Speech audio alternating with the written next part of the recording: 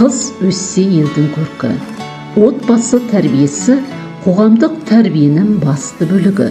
Оның құндылығын ұяда не көрсең, ұшқанда соны ілерсің деген сөз айқындай түседі.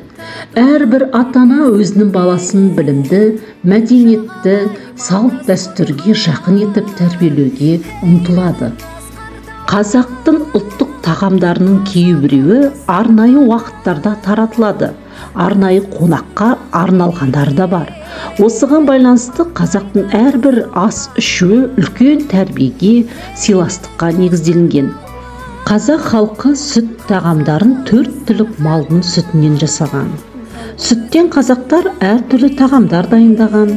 Сиыр сүтінен айран, түйе сүтінен шұбат, бие сүтінен қымыз, құрт, ірімшік, қатық, сүзбе, май, қаймақ әзірлеген.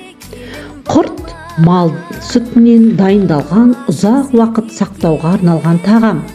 Ірімшік сиырдың, қойдың, ешкінің сүтінен қайнатып әзірленген сүт тағамы. Сары май сиырдың, қойдың, ешкінің сүтінен алынады. Қазақтың ұлттық тағамдары сан ғасырлардан бері қалыптасқан дәстүрлі ас мәзірі. Көшпенділердің күнделікті тағам мәзірі денсаулыққа өте пайдалы және қазаққа ғана тән қонақжайлығы мен кеңдігімен ерекшеленеді. Қазақтың ұнын әзірленетін тағам түрлері өте көп. Табанан бидай ұнынан дайындалған нан, бауырсақ ұннан жасалатын, майға қуырылатын нан түрі, шелпек, шие, бауырсақ және тағы басқалары. Қазақта ас атасы нан деген сөз бар, яғни астың дәмнің үлкені нан. Оң қолына нан ұстауды, нанды баспауды, тастамауды үйретеді. Нан қасиетті. Ет тағамдарына тоқталатын болсақ, сұр ет ысталған кептірілген ет. Қазы жылқы етінің кәделі мүшелерінің бірі. Ол жылқының қабырғалары мен белдемелерінің етегіне жиналған аса шырайлы майлы ет. Шұжық қаздан жіңішкерек, жылқы етінен жасалған үй шұжығы. Шұжық жасау үшін етті тұздап, бұрыш сеуіп, салқын жерге 1-2 күн сақтайды. Етті ұзақ сақтау үшін осындай тәсіл қолданған.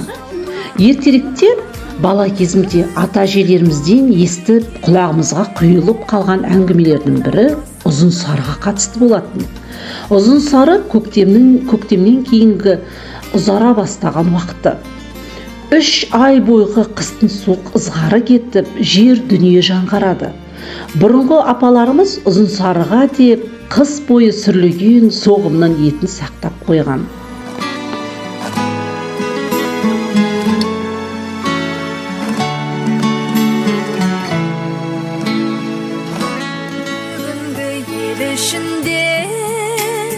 Дәстүрді жалғастырған татулық белгісімен жағалай